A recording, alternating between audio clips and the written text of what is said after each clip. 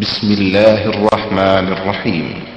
ومن أحسن قولا ممن دعا إلى الله وعمل صالحا وقال إنني من المسلمين. إن الحمد لله نحمده ونستعينه ونستغفره ونعوذ بالله من شرور أنفسنا ومن سيئات أعمالنا. من يهده الله فلا مضل له ومن يضلل فلا هادي له. وأشهد أن لا إله إلا الله وحده لا شريك له وأشهد أن محمدا عبده ورسوله. أما بعد فإن خير الحديث كتاب الله وخير الهدي هدي محمد صلى الله عليه وسلم وشر الأمور محدثاتها وكل محدثة بدعة وكل بدعة ضلالة وكل ضلالة في النار. رب اشرح لي صدري ويسر لي أمري واحلل عقدة من لساني يفقهوا قولي. رب أعوذ بك من همزات الشياطين وأعوذ بك رب أن يحضرون. بسم الله الرحمن الرحيم. عن أبي محذورة رضي الله تعالى عنه عن النبي صلى الله عليه وسلم: الصلاة خير من النوم، الصلاة خير من النوم في الأولى من الصبح. پچھلے درس میں یہ بات ذکر کی جا رہی تھی کہ بعض لوگوں نے یہ مشہور کر دیا ہے کہ یہ کلمات الصلاۃ خیر من النوم نبی صلی اللہ علیہ وسلم کے بتائے ہوئے نہیں بلکہ حضرت عمر فاروق رضی اللہ عنہ نے اذان میں داخل کیے تھے، جبکہ یہ بالکل غلط بات ہے، غلط پروپیگنڈا ہے، اور یہ کن کی طرف سے ہے وہ بھی معروف ہے۔ یہ پروپیگنڈا وہ کر رہے ہیں جن کی نہ نماز نبی صلی اللہ علیہ وسلم کی نماز جیسی، جن کی نہ اذان نبی صلی اللہ علیہ وسلم کی اذان جیسی، جن کا پورے کا پورا دینی سسٹم ہی ہم سے الگ ہے، وہ یہ الزام لگا رہے ہیں کہ یہ کلمات حضرت عمر فاروق نے داخل کیے ہیں، جبکہ صحیح حدیث میں آپ کے سامنے یہ کلمات موجود ہیں۔ حضرت ابو محذورہ رضی اللہ عنہ جو کہ نبی صلی اللہ علیہ وسلم کے مؤذن ہیں، وہ کہہ رہے ہیں کہ نبی صلی اللہ علیہ وسلم نے فرمایا: الصلاۃ خیر من النوم، الصلاۃ خیر من النوم فی الاولی من الصبح۔ فجر کی اذان میں ان کلمات کو رکھو۔ نبی صلی اللہ علیہ وسلم حکم دیں کہ ان کلمات کو فجر کی اذان میں رکھو، اور ایک آدمی اٹھ کے پروپیگنڈا شروع کر دے کہ نہیں یہ حضرت عمر نے اپنی طرف سے داخل کیے تھے، نبی صلی اللہ علیہ وسلم سے ثابت نہیں ہے، وہ بات، وہ پروپیگنڈا کرنے والے چاہے کتنے زور سے کریں، بات غلط ہے، کیونکہ صحیح حدیث میں یہ موجود ہے کہ یہ نبی اکرم صلی اللہ علیہ وسلم کے سکھلائے ہوئے کلمات ہیں۔ اب رہا مسئلہ ایک یہ کہ یہ کلمات کس اذان میں کہے جائیں۔ یہاں جو آپ نے یہ کلمہ اس حدیث کے آخر میں سنا، فی الاولی من الصبح، فجر کی پہلی اذان میں، اس سے اور بعض روایات اور ہیں جن سے بعض اہل علم نے یہ مسئلہ اخذ کیا کہ الصلاۃ خیر من النوم، الصلاۃ خیر من النوم فجر کی اذان کے لیے نہیں بلکہ اس سے پہلی جو اذان دی جاتی ہے جس کو تہجد کی اذان کہتے ہیں، یہ کلمات ان کے لیے ہیں۔ لیکن یہ نظریہ تھوڑے لوگوں کا ہے، لیکن ان تھوڑے لوگوں میں بڑے بڑے محدثین، بڑے بڑے علماء اور بڑے بڑے مفتی حضرات ہیں۔ زیادہ تر علماء اور جمہور اہل علم کا کہنا یہ ہے کہ یہ اسی فجر کی اذان کے لیے ہی ہیں، اور اولا یا الاول یہ لفظ جو نبی اکرم صلی اللہ علیہ وسلم نے استعمال فرمایا وہ صرف اس لیے ہے کہ اقامت کو بھی اذان ہی کہا جاتا ہے۔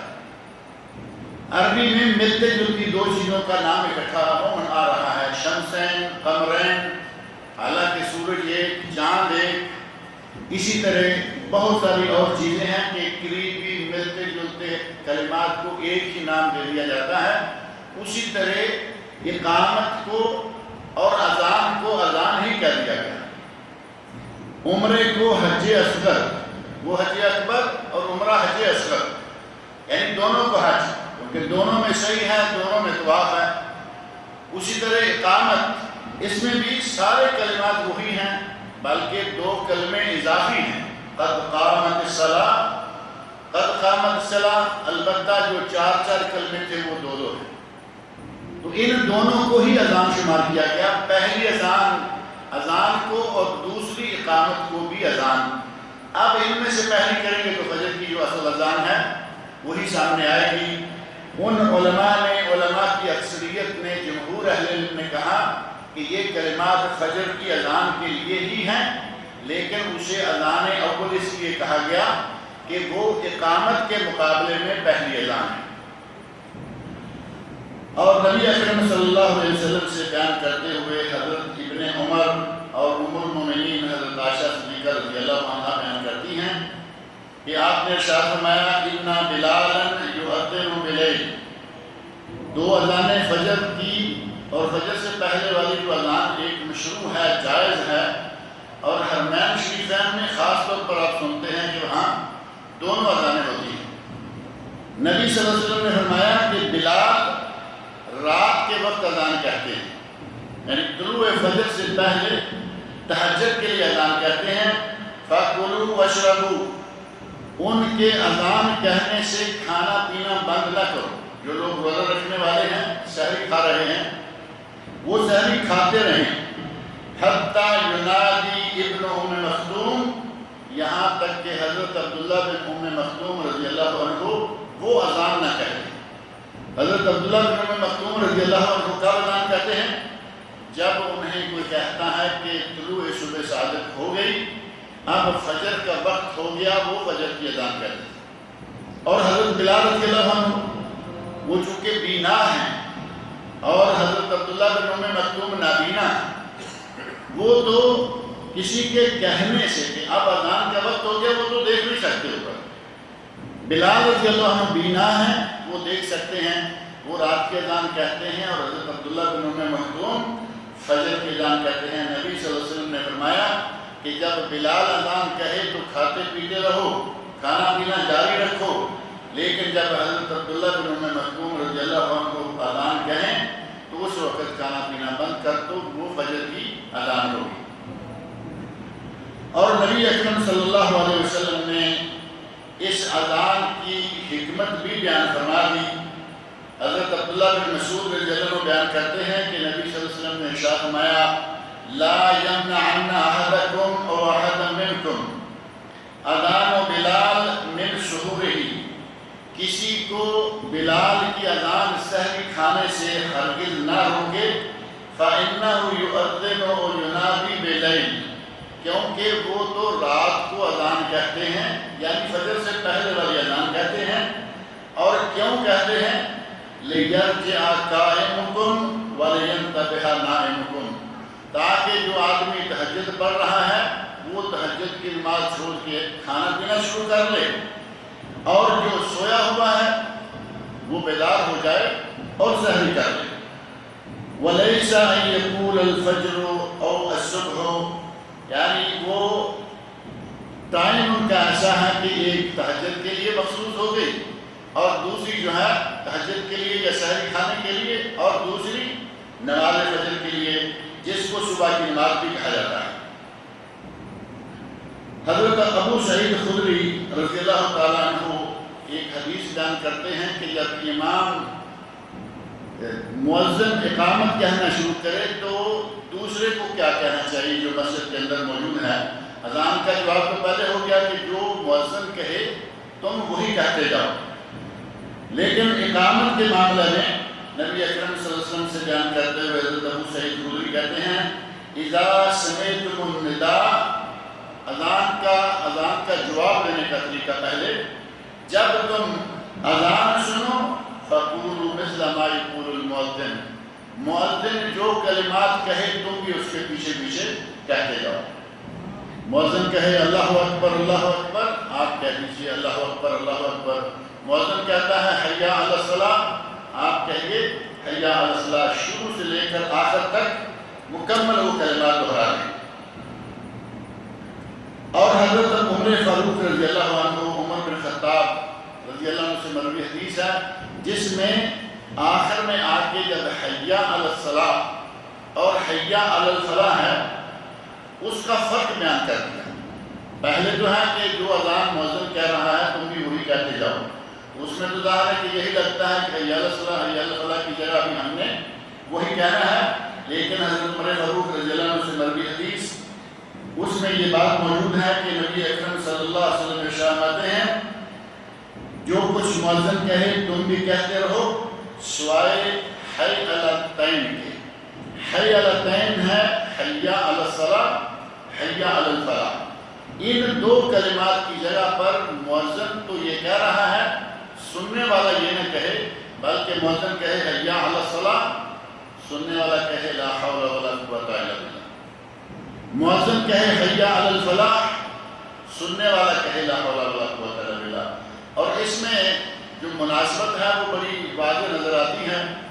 مؤذن نے اذان کے دوران کہا حی علی الصلاۃ، اے لوگو نماز پڑھنے کے لیے مسجد میں آ جاؤ۔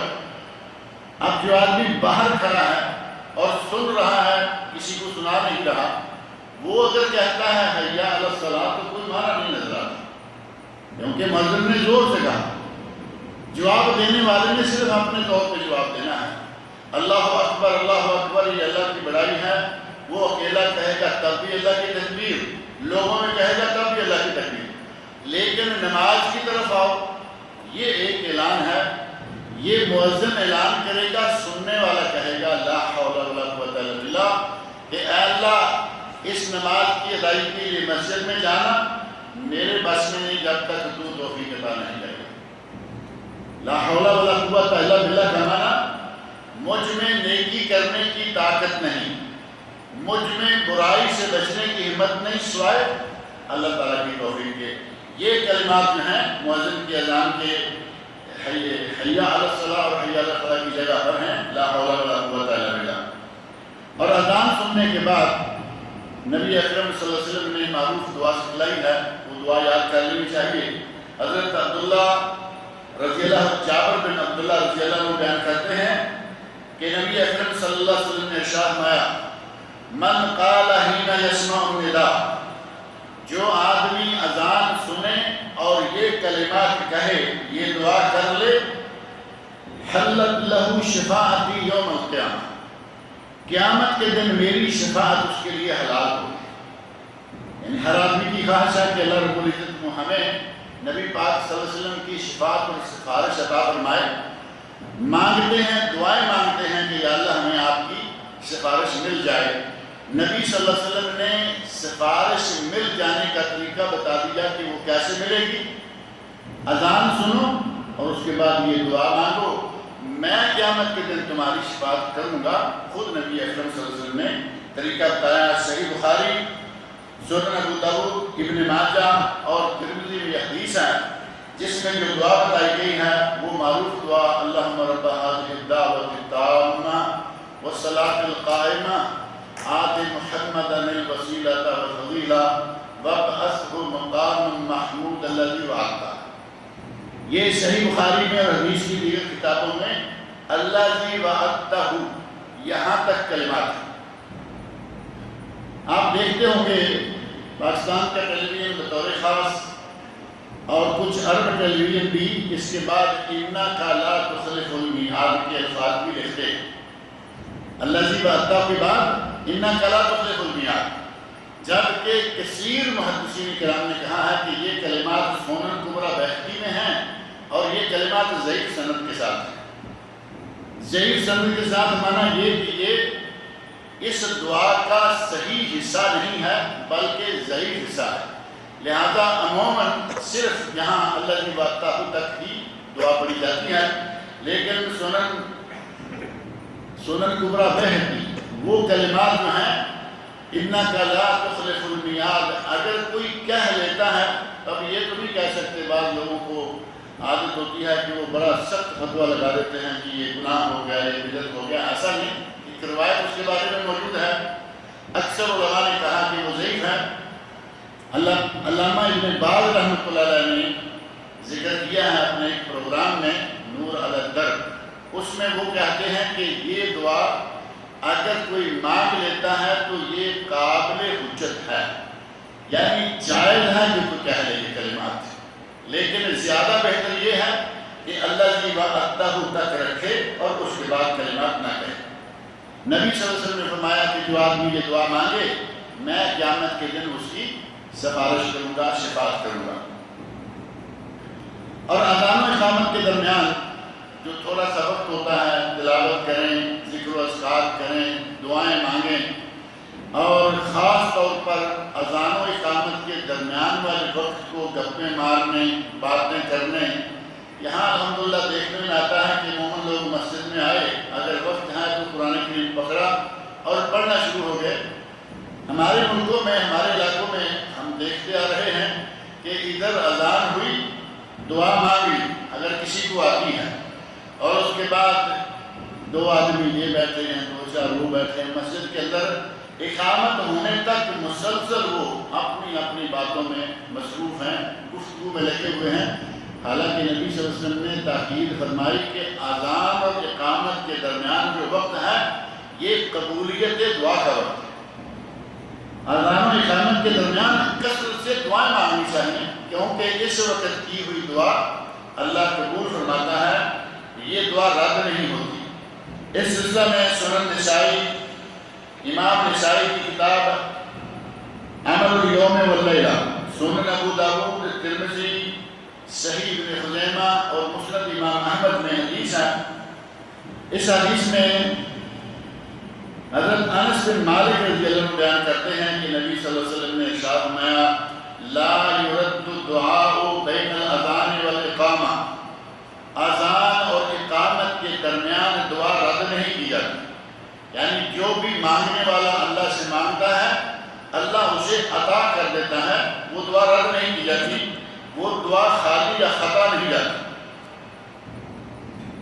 آگے مسئلہ ہے کہ عام معروف ہے، لوگ کہتے ہیں کہ قرآن پڑھانے کی اجرت لینا جائز نہیں، اور خاص طور پر جو لوگ ٹیوشن وغیرہ پڑھاتے ہیں ان پر برستے نظر آئیں گے کہ یہ گھر کا ٹیوشن پڑھا رہے ہیں، پیسے لیتے ہیں، یہ جائز نہیں۔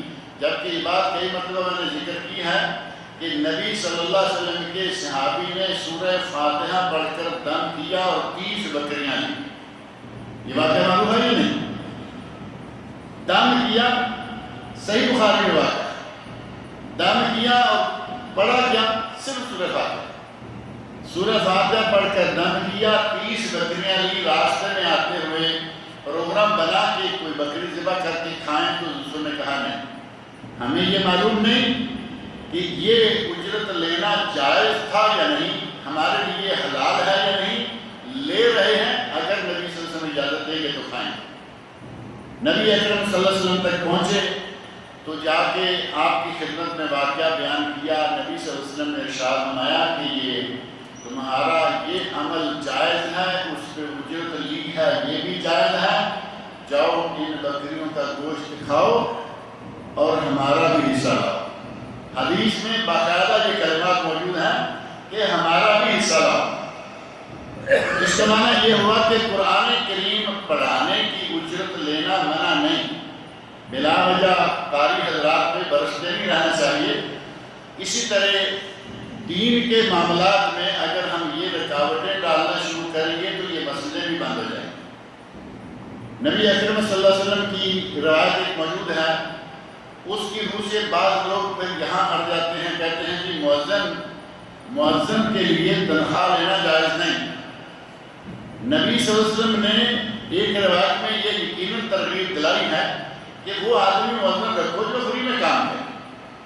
اب آج کے دور میں آپ دیکھ سکتے ہیں کہیں کوئی ہوگا اللہ والا، اذان فری کہتا ہوگا، جماعت فری کرواتا ہوگا، لیکن کہیں شاد و ناد ایک آدمی 5 وقت پابندی سے آ کے مسجد کھولے، اے سی پنکھے چالو کرے اور 5 وقت جماعت کرائے، اذان کہے، اور جب باری آئے کہیں کام کرنے کی، وہ ظاہر ہے کہ 5 وقت نماز والا ڈیوٹی کہاں دے گا؟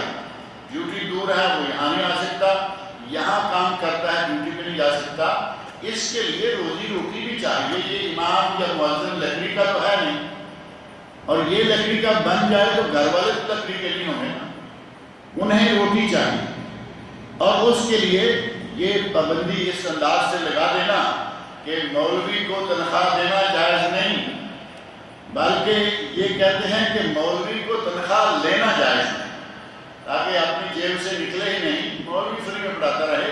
ایسا نہیں ہے. ان دینی معاملات کو چلانے کے لیے جہاں پیسہ دینے کی ضرورت پڑے دینا جائز، اور جہاں مجبوری ہو جائے لینے کی وہاں لینا جائز. اب آپ یہی دیکھ لیں کہ اگر آج یہ اعلان کر دے گورنمنٹ کہ ہم کسی کو تنخواہ نہیں دیں گے، جس کا جی چاہتا ہے آپ کی نمازیں پڑھائے اور اذانیں کہے، پہلے نمبر پر اذان کا جماعت کا نظام بھی خراب ہو جائے گا. کوئی آئے گا نہیں آئے گا، کوئی کسی کو کہہ نہیں سکتا کہ تم نے کہا تھا آئے نہیں کہے گا، تم کہہ لیتے میں نہیں آیا تو تم اذان کہہ لیتے. ایک دوسرے پہ ڈالیں گے، سارا کا سارا نظام جو ہے وہ چوپٹ ہو جائے گا. لہذا اس نظام کو، نظام صلاۃ کو چلانے کے لیے آئمہ، مؤذنین اور خطبہ کی ایک پابندی اور ڈیوٹی ہے، اور اس پابندی کی وجہ سے ان کا تنخواہ لینا روا ہے. لیکن نبی صلی اللہ علیہ وسلم نے ترغیب دلائی کہ ایسے آدمی کو مؤذن رکھو جو تنخواہ نہ لے. اور وہ حضرت عثمان بن ابی العاص رضی اللہ عنہ سے مروی حدیث میں بات آئی ہے، اور یہ مسند امام احمد، ابو داؤد، ترمذی، نسائی، ابن ماجہ اور مستدرک امام حاکم میں مشہور کتابوں میں حدیث موجود ہے. اس حدیث میں حضرت عثمان کہتے ہیں، عثمان غنی نہیں، یہ عثمان بن ابی العاص ہے، کہتے ہیں یا رسول اللہ اجعلنی امام قومی، اے اللہ کے نبی مجھے میری قوم کا امام بنا دیجیے. امامت ایک منصب ہے نا. اگر کوئی اپنے اندر ایسی صلاحیت یا اہلیت پاتا ہے کہ میں یہ کام کر سکوں گا اور ذمہ داری کے ساتھ کر سکوں گا، اس منصب کے لیے اگر وہ آگے بڑھتا ہے تو انشاءاللہ اس کی گنجائش ہے، کوئی ممانعت نہیں ہے. اور اس کی آپ حضرت یوسف علیہ السلام کا واقعہ پڑھ کے دیکھیں، تفسیر سورہ یوسف. حضرت یوسف علیہ السلام کہتے ہیں عزیز مصر کو اجعلنی علی خزائن مصر. جب جیل سے نکالا یوسف علیہ السلام کو، تو یوسف علیہ السلام کو عزیز مصر نے کہا کہ میں تمہیں اپنے مقربین میں سے بنانا چاہتا ہوں، میرے پاس میرے 9 رتن میں شامل ہو جاؤ. تو حضرت یوسف علیہ السلام نے فرمایا کہ میں قوی بھی ہوں، امین بھی ہوں، امانت دار بھی ہوں اور جانتا بھی ہوں، مجھے وزیر خزانہ بنا لیجیے. اجعلنی علی خزائن الارض. تو یہ قرآن کریم کے الفاظ بھی اس بات پر دلالت کرتے ہیں کہ اگر کوئی صاحب تقوی و ورع، پرہیزگار انسان، امانت دار اور ذمہ دار انسان ہے، وہ کسی منصب کے لائق ہے، اس منصب کا مطالبہ کرے تو کوئی حرج نہیں. لیکن صرف اس لیے کہ کرسی مل جائے اور خود نااہل ہو، میٹرک فیل ہو اور مقابلے میں ایم اے پی ایچ ڈی آدمی کھڑا ہو اور لوگوں کو کہے کہ نہیں ووٹ مجھے چاہیے، اس قسم کے نااہل آدمی کو تو یہ حق نہیں پہنچتا. لیکن اگر آدمی اہل ہے، کسی منصب کے اہل ہے اور وہ کہتا ہے کہ مجھے یہ منصب دے دیں، اور اگر بڑا صاحب امر اجازت دیتا ہے تو امر ان کو دے سکتا ہے. یہاں دیکھیں حضرت عثمان بن ابی العاص رضی اللہ عنہ، کسی صحابی کے تقوی کے بارے میں تو شک کرنا ویسے جائز ہے کہ صحابی ہے تو متقی نہیں ہوگا، صحابی ہے تو امانتدار نہیں ہوگا، ایسا تو سوچنا بھی روا نہیں ہمارے لیے. صحابی کہتا ہے اجعلنی امام قومی، اے اللہ کے رسول مجھے میری قوم کا امام بنا دیجیے. فقال انت امام. آپ نے ظاہر ہے کہ صحابی تھے، ساتھی تھے، جانتے تھے، ایک لمحہ بھی انتظار نہیں کیا. فرمایا انت امام، تو اپنی قوم کا امام ہے، یعنی آج سے تو قوم کا امام متعین کیا جاتا ہے. وَاقْتَدِ بِأَضْعَفِهِمْ، ان کے جو ضعیف، بوڑھے اور کمزور لوگ ہیں ان کا خیال رکھنا. اب امام کی ذمہ داریاں شروع کرنی بتانی نبی صلی اللہ علیہ وسلم نے کہ جو کمزور اور ضعیف لوگ ہیں، بوڑھے ہیں، ان کا خیال رکھنا. ایسا نہ ہو کہ تم جب اکیلے نماز پڑھو تو 4 منٹ میں 6 رکعتیں پڑھو، اور جب جماعت کرانے لگو تو 10 منٹوں میں 2 رکعتیں پڑھو، ایسا نہ کرنا۔ تمہارے پیچھے مشغول لوگ ہوں گے، کام والے لوگ ہوں گے، بیمار ہوں گے اور بڑی عمر والے ہوں گے، وہ لمبی قرات نہیں سن سکتے۔ اپنے جماعت کے لوگوں میں سے جو کمزور لوگ ہیں ان کا خیال رکھنا۔ وَاتَّخِذْ مُؤَذِّنًا لَا يَأْخُذُ عَلَىٰ أَذَانِهِ أَجْرًا، اور کسی ایسے آدمی کو اپنا مؤذن بنا لینا جو اذان کہنے پر اجرت نہ لیتا۔ یہ کلمات نبی اکرم صلی اللہ علیہ وسلم سے ثابت ہیں، اور اس میں ترغیب دلائی گئی کہ کوئی ایسا مؤذن مقرر کرے جو تنخواہ نہ لیتا ہو، اور اگر کوئی ایسا نہ ملے تو کیا کیا جائے؟ مسجد کو بغیر مؤذن کے چھوڑ دیا جائے؟ مؤذن رکھنا ہوگا، اور اس کو اگر تنخواہ دینی پڑتی ہے تو تنخواہ دینی چاہیے۔ مؤذن کے لیے نبی اکرم صلی اللہ علیہ وسلم نے فرمایا کہ ساری اذان سیدھا منہ رکھ کے مکمل کرے، لیکن حیا علی الصلاۃ کے وقت دائیں طرف اور حیا علی الفلاح کے وقت بائیں طرف اپنی گردن کو موڑ کر زور سے آواز دے۔ اور اس کے بارے میں بعض اہل علم نے لکھا کہ یہ آواز کو زیادہ دور پہنچانے کا ذریعہ ہے۔ ایسے سیدھی اذان کہہ رہا ہے تو سیدھی آواز یقیناً دور تک جائے گی، لیکن ادھر ذرا تھوڑی کم رہے گی۔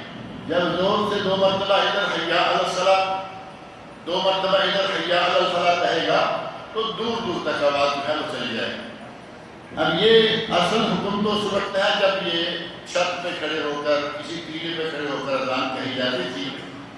آج ہم سنت پوری کرنے کے لیے اپنی محراب کے اندر جو اسپیکر ہے، یہ سنت اس میں بھی پوری کر سکتے ہیں۔ اور اب دیکھتے ہیں مؤذن حضرات اندر ہوتے ہیں، چھت پہ نہیں، اسپیکر میں بھی اپنا جو ہے وہ دائیں طرف بائیں طرف کرتے ہیں، کیونکہ یہ مستحب ہے۔ حضرت ابو جحیفہ رضی اللہ تعالیٰ عنہ سے مروی حدیث ہے، کہتے ہیں اتیت النبی صلی اللہ علیہ وسلم بمکہ، میں مکہ مکرمہ میں نبی صلی اللہ علیہ وسلم کی خدمت میں حاضر ہوا، وهو بالابطح فی قبۃ له حمراء من عدم۔ نبی صلی اللہ علیہ وسلم اس وقت وادی ابطح میں تھے اور سرخ رنگ کے ایک خیمے میں جو کہ چمڑے کا خیمہ تھا اس میں آپ تشریف فرما تھے۔ اور یہ ابطح مکہ کے اندر کہاں ہے؟ آج یہ وادی صفا مروہ جو صحیح کی جگہ ہے اس کے وسط میں آ گئی ہے۔ اس وقت یہ وادی الگ تلگ شمار ہوتی تھی، وہ جگہ جہاں سے بھاگ کے نکلتے ہیں، تھوڑا دوڑتے ہوئے سبز ٹیوبیں لگی ہوئی ہیں، اس سبز ٹیوبوں والے حصے کا نام ہے ابطح۔ اور اس کے بارے میں نبی صلی اللہ علیہ وسلم نے ارشاد ہے لا یقطع الابطح الا شدًا، وادی ابطح کو بھاگ کر ہی پار کرنا ہے، کیونکہ حضرت حاجرہ علیہ السلام نے جب اسماعیل علیہ السلام کے لیے پانی نہیں مل رہا تھا، خود اپنے لیے پانی نہیں مل رہا، اس وقت جب پانی کی تلاش میں نکلی تو یہ جگہ اس طرح پہاڑ کی طرف جانے لگتی، باغ کے اس حصے کو نکل کر تھوڑا اونچا ہوتی تو حضرت اسماعیل علیہ السلام بیٹھے ہوئے یا جہاں تھے اس جگہ نظر آ جاتے، پھر آرام سے چلتے۔ ابھی پس منظر تو آپ نے سنا ہی ہوگا نا، آج قریب آ رہا ہے، یہاں بھاگنے کی ضرورت انہیں کیوں پڑی؟ اور پہاڑ پہ جاتے ہوئے آرام سے جاتی ہیں، اترتے ہوئے آرام سے آتی ہیں، جب نیچے کا حصہ آتا ہے گہرا حصہ تو یہاں بھاگتی ہیں۔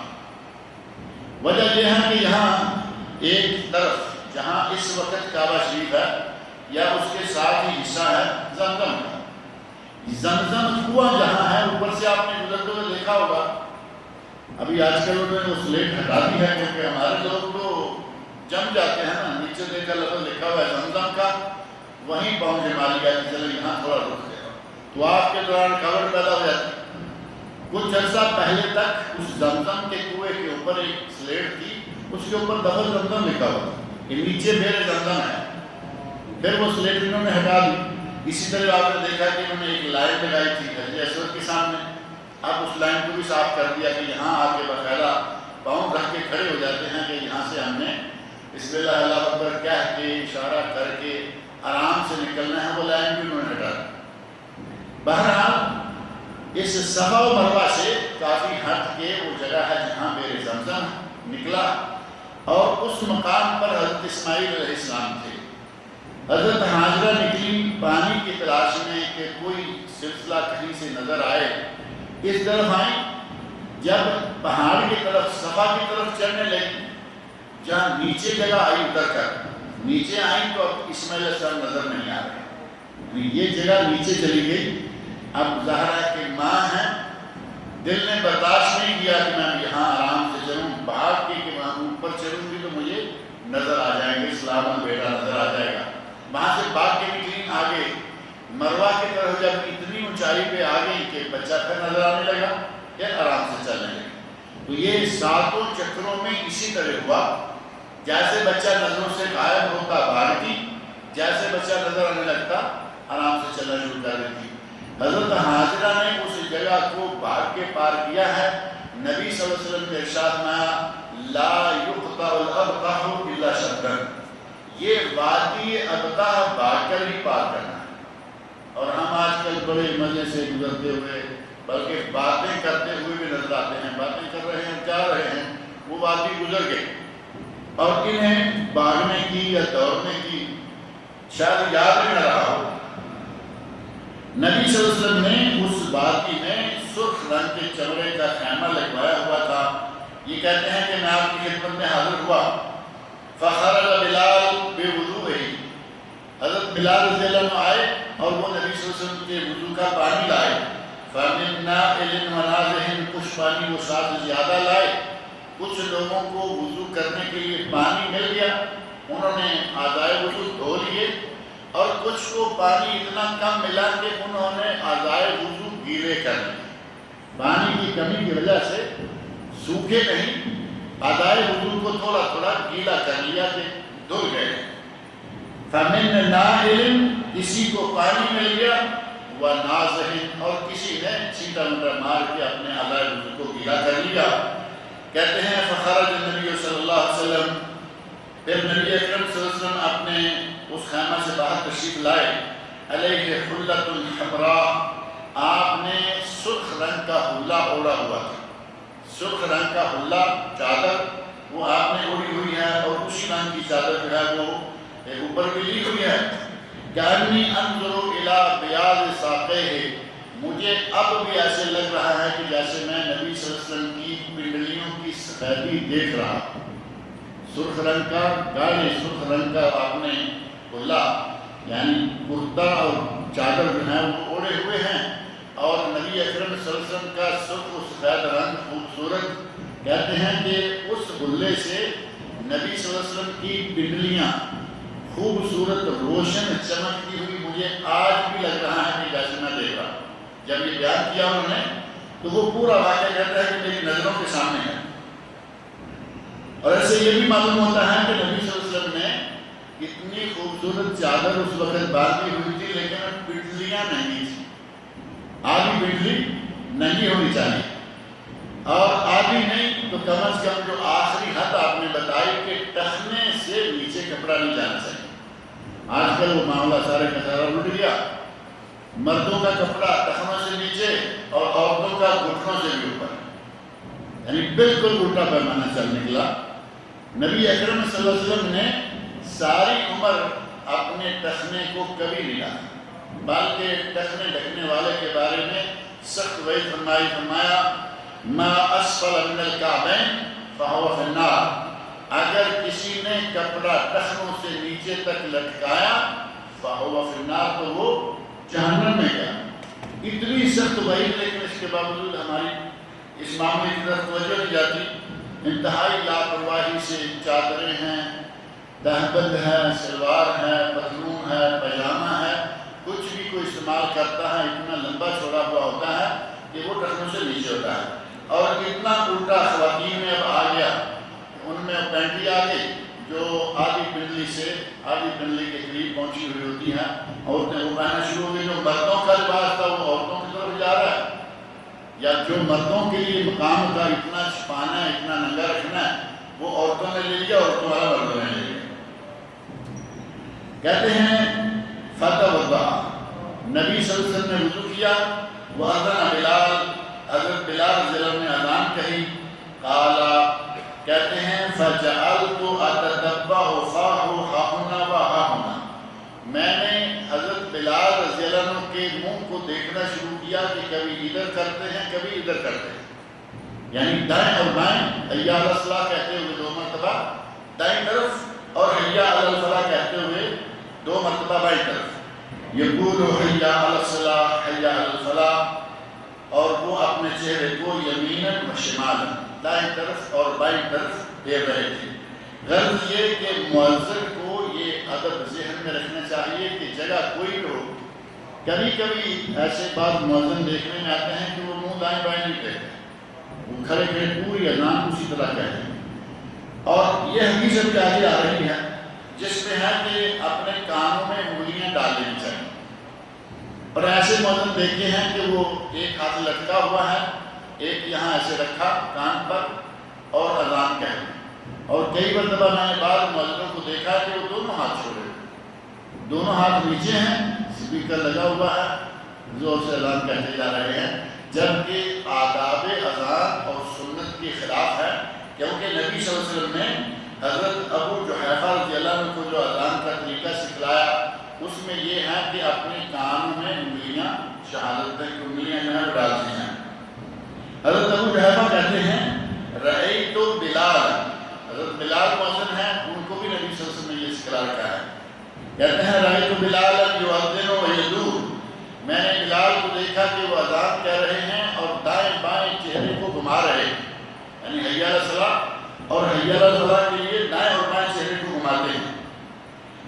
وَيَتْبَعُ فَاهُ هَاهُنَا وَهَاهُنَا وَإِصْبَعَاهُ فِي أُذُنَيْهِ، اور ان کی انگلیاں ان کے کانوں میں تھیں. لہذا جائز تو ہے کہ ایسے ہی کہہ دے، لیکن صحیح ترک اور سنت کے مطابق یہ ہے کہ انگلیاں کانوں میں ہوں اور ان 2 کلمات کے وقت وہ دائیں بائیں اپنے چہرے کو گھمائے. اللہ رب العزت سے دعا ہے کہ وہ مجھے اور آپ سب لوگوں کو نبی اکرم صلی اللہ علیہ وسلم کے ارشادات پڑھنے، سننے، سمجھنے اور ان پر عمل کرنے کی توفیق عطا فرمائے. لکھا ہے کہ ہم انشاءاللہ حج تمتع کے لیے رکھتے ہیں. کیا ہم حج کے ان مہینوں میں شوال یا ذوالقعدہ میں عمرہ کر کے قبر واپس آ سکتے ہیں اور حج والے دن سیدھا مینا پہنچ سکتے ہیں؟ آپ آ تو سکتے ہیں، اس میں کوئی شک نہیں، لیکن حاجی کا عمرہ ادا کرنے کے بعد وہاں سے نکلنا حدود حرم سے اور حدود میقات سے باہر جانا صحیح نہیں ہے. اب یہاں تو حدود حرم سے بھی باہر ہے اور حدود میقات سے بھی باہر ہے. اب آپ آج جا کے عمرہ کر کے آ جاتے ہیں، آ جائیں، آپ کو کوئی روکنے والا تو نہیں. دوبارہ جائیں گے میقات سے احرام باندھتے ہوئے، آپ بجائے اس کے کہ مکہ میں داخل ہو، ظاہر ہے کہ آپ سیدھے منا چلے جائیں گے. تو اس سے بہتر یہ ہے کہ جب آپ نے یہاں سے جانا ہے احرام باندھیں اور سیدھا حرم میں جائیں، جا کے عمرہ کریں اور پھر وہاں سے منا چلے جائیں. یہ زیادہ صحیح طریقہ ہے تاکہ آپ کو تمتع کا عمرہ کرنے کے بعد حدود حرم سے باہر نکلنے کی ضرورت پیش نہ آئے. اب نکلنے والوں کو اپنی آسانی مطلوب ہوتی ہے، اس وقت ابھی رش نہیں ہے، عمرہ کر کے آ جائیں گے اور پھر سیدھے منا چلے جائیں گے، رش سے عمرہ باہر نکل جائے. تو اپنی آسانی کی خاطر یہ کام آپ کریں گے، لیکن اس کے ساتھ ہی یہ ہوگا کہ آپ اب حرم میں داخل ہوئے اور آپ نے عمرہ نہیں کیا بلکہ سیدھے منا چلے گئے. حالانکہ آپ کا حج افراد نہیں ہے، یہ حج افراد والے کے لیے ہے، بلکہ حج افراد والے کے لیے بھی سنت یہ ہے کہ وہ سیدھا حرم میں جائے اور طواف قدوم کر کے مینا کی طرف جائے، صحیح چاہے اس وقت نہ کرے. لہٰذا بہتر یہی ہے کہ آپ عمرہ کریں اور اس کے بعد وہاں سے مینا جائیں. اسی طرح کل ایک سوال کیا گیا تھا اور تھا اسی مسجد میں جواب دینے کے لیے واٹس ایپ کے ذریعے کہ یہ جواب چاہیے. کسی خاتون نے عمرے کا آغاز کیا اور عمرہ مکمل ہونے سے پہلے اسے پتہ چل گیا کہ میرا ماہانہ خون شروع ہو گیا ہے، یعنی منتھلی مینسز جو ہیں وہ شروع ہو گئے. اور وہ نوجوان لڑکی ہے یا کوئی بھی ہے، اس نے اپنے گھر والوں کو شرم کے مارے بتایا نہیں کہ میں آپ کیا بتاؤں. وہ اسی حالت میں حرم میں سارا وقت رہی، گھومتی رہی، طواف مکمل ہو گیا، بعد میں سعی کی وہ مکمل ہو گئی، 2 رکعتیں پڑھی، طواف کی، وہ بھی اسی حالت میں. تو یہ عمل جو ہے یہ سراسر غلط ہے. یہ وہ کام ہے جس کام کا عورت کے لیے اللہ رب العزت نے باقاعدہ مسائل بیان کر کے مستقل سلسلہ رکھا ہے، عورت کے لیے یہ ہے، لہذا اس میں نہ اتنا شرمانے والی بات نہ گھبرانے والی۔ مان لیا کہ شرم کے مارے برداشت نہیں سکے، لیکن نبی صلی اللہ علیہ وسلم نے ارشاد فرمایا لا احل المسجد للحائض او کما قال رسول اللہ صلی اللہ علیہ وسلم، آپ نے فرمایا کہ میں حاضہ عورت کے لیے مسجد کو حلال نہیں کرتا، یعنی میں عورت کو اجازت نہیں دیتا کہ وہ مسجد میں حیض والی ہو اور مسجد میں آئے۔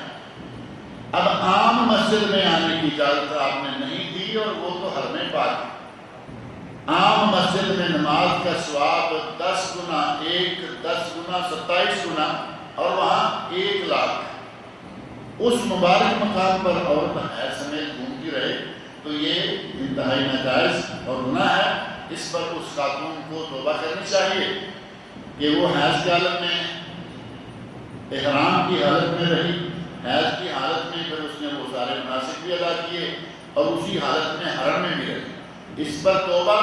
اور ظاہر ہے کہ وہ عمرہ کیے بغیر پھر واپس بھی آ گئی، وہ عمرہ تو ہوا نہیں، جس کے درمیان میں حیض آ گیا وہ عمرہ نہیں ہوا، واپس آ گئی اور احرام کھول دیا، اور عمرہ مکمل کیے بغیر احرام کھولنے پر دم دیا۔ اب اس عورت کے لیے ضروری ہے کہ اللہ سے توبہ طائب ہو اور اپنے اس فعل پر ایک دم مکہ مکرمہ میں ایک جانور ذبح کرائے تاکہ اس کا کفارہ ہو جائے، اور جب چاہے دوبارہ عمرہ کرے۔ یہ عمرہ چونکہ نفل تھا، اس کے لیے یہ ضروری نہیں ہے کہ اس کی جگہ پر کوئی عمرہ کرے، جتنا اس نے کیا ہے اللہ تعالیٰ اسے قبول فرمائے۔ لہٰذا اگر کسی عورت کو اس طرح کی کوئی بات پیش آ جاتی ہے تو یہ نہیں ہے کہ وہ حرم میں اب گھومتی رہے کہ وضو ٹوٹ گیا ہے، یا طواف کے لیے وضو کی شرط ہے، یا کسی کو حیض شروع ہو گیا اور وہ کہے اگر طواف مکمل کر لیا ہے، 2 رکعتیں پڑھ لی ہیں، اور اس کے بعد کسی کا وضو ٹوٹے صفا مروہ کے درمیان، وہ صفا مروہ مکمل کر لے، اس کا عمرہ مکمل ہو جائے گا، کیونکہ صفا مروہ کے لیے طہارت شرط نہیں ہے، وضو شرط نہیں ہے۔ وہاں اگر بغیر وضو بھی کوئی صفا مروہ کر لیتا ہے تو وہ جائز ہے۔ اللہ تعالیٰ مجھے اور آپ سب لوگوں کو کرنے کا